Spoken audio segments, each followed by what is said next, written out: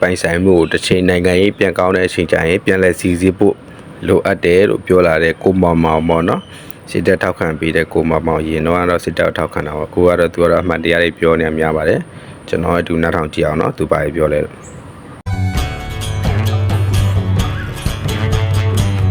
းမင်းအွန်လိုင်းမိသားစုပိုင်ဆိုင်မှုတွေပေါ့အမြင်လေးပြောပြပါအောင်ဦးမင်းအွန်လိုင်းရဲ့ပိုင်ဆိုင်မှုပေါ့သူ့သားရဲ့ပိုင်ဆိုင်မှုသူ့သမီးရဲ့ပိုင်ဆိုင်မှုသူ့ရဲ့ပိုင်ဆိုင်မှုဟာတော်တော်ကြီးကိုများပါတယ်နော်တော်တော်ကြီးကိုများပါတယ်အဲ့တော့ကျွန်တော်ဘယ်လိုခေါ်မလဲဒါတွေကအာဏာရရှိနေရင်တော့လည်းအကြောင်းမဟုတ်ဘူးအာဏာမရှိရင်တော့ခင်ဗျားတို့ဒါတွေကစစ်ဆေးမေးမြန်းခွင့်နဲ့ရှိနေပါတယ်နော်စစ်ဆေးမေးမြန်းမှုတွေလုပ်ရမယ်အတိုင်းအတာတွေရှိတယ်ဥပမာပြတောင်ဆန်းစစ်ကြီးကဘယ်လိုခေါ်မလဲဒီခွင့်ပြုမိန့်လေးတစ်ခုပေးမိတာလည်းနေပဲကျွန်တော်တို့ခြားစားမှုနဲ့တရားစွဲခံရရင်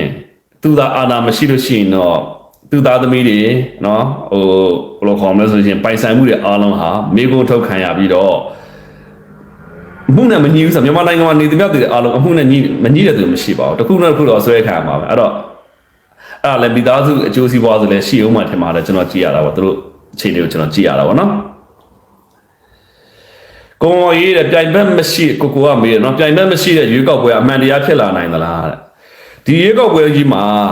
အမှန်တရားကိုအရန်ကြီးတော့မမျှော်လင့်ပါနဲ့ဗျစင်လုံးချောကောင်းတဲ့ရွေးကောက်ပွဲကတော့ဘယ်နိုင်ငံမှာတော့ကျွန်တော်တို့မြင်တွေ့နိုင်မှာမဟုတ်ဘူးနော် irregularity ဆိုတာနိုင်ငံတိုင်းမှာရှိပါတယ်ဒါပေမဲ့မြန်မာနိုင်ငံလိုမျိုးဗပေါင်းစုံကနေပြီးတော့ပြဿနာဖြစ်နေတဲ့နိုင်ငံတစ်ခုအနေနဲ့ကျွန်တော်တို့ရွေးကောက်ပွဲကfree and fair election ဖြစ်လာဖို့ဆိုတာကတော့ခင်ဗျားတို့ကျွန်တော်တို့မျှော်လင့်လို့ရမှာမဟုတ်ဘူးပြောမစင်အခုရွေးကောက်ပွဲကလည်းအခုမဲစင်းတွေလွဲမှားမှုတွေကလည်းခင်ဗျားတို့အားလုံးသိတဲ့အတိုင်းပေါ့နေရာတိုင်းတော်တော်များများမှာဖြစ်နေရရှိတယ်အဲ့တော့မဲစင်းတွေဘယ်လောက်ထိယုံကြည်စိတ်ချရလဲဆိုတာကိုလည်းကျွန်တော်တို့ဆက်လက်ပြီးတော့စစ်ဆေးမေးမြန်းနေရမှာဖြစ်ပါတယ်နော်အဲ့တော့ရွေးကောက်ပွဲတကယ်ကျင်းပတဲ့အခါမှာမဲစင်းလွဲမှားတယ်ဟိဆိုတဲ့ပြည်သူလူထုစီကအတန်မထွက်ရင်ကျွန်တော်ထွက်ပါမယ်နော်